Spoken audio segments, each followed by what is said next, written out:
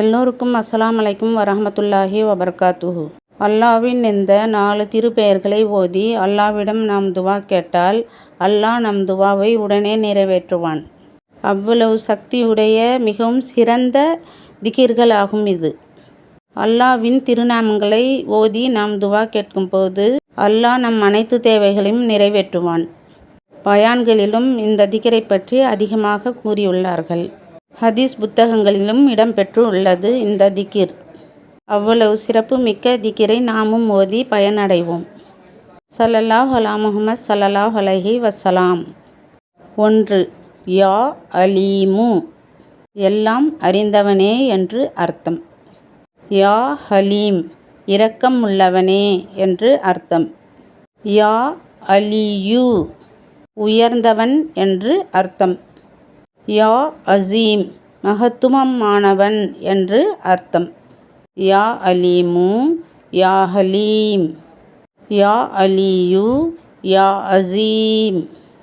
அல்லாஹ்வின் இந்த திருப்பெயர்களை நாம் திக்ராக ஓதி வந்தால் நம் அனைத்து துவாவும் அல்லாஹ் நிறைவேற்றுவான்.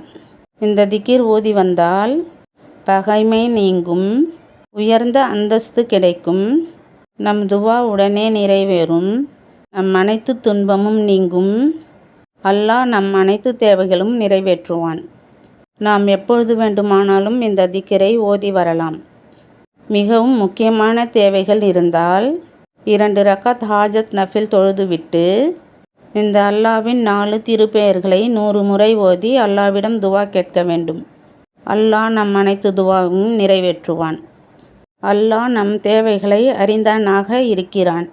ஆகவே நாம் எப்பொழுதும் அல்லாஹ்விடம் கேட்பதே மிகவும் சிறந்ததாகும். அதிகமான துன்பமான நேரத்திலும் இந்த திக்ரை ஓதி வரலாம். நெருக்கடியான நேரங்களிலும் இந்த திக்ரை ஓதி அல்லாஹ்விடம் நாம் துவா செய்தால் அனைத்து நெருக்கடிகளும் நீங்கும், சந்தோஷமான வாழ்க்கை அமையும். நாம் எல்லோரும் எந்த பிரச்சனையாக இருந்தாலும் அல்லாஹ்விடம் துவா கேட்பதே மிகவும் சிறந்தது. திருக்குர்ஆனை ஓதுவதும், தவறாமல் 5 வேளை நாம் தொழுவதும், தஹஜ்ஜுத் தொழுகை, லுஹா தொழுகை தொழுவதும், எப்பொழுதும் அல்லாஹ்வின் நினைவில் திக்ர் செய்து வருவதுதான் மிகவும் சிறந்தது. நாம் மனிதர்களிடம் கேட்பதை விட அல்லாஹ்விடம் நாம் கேட்பதுதான் மிகவும் சிறந்தது.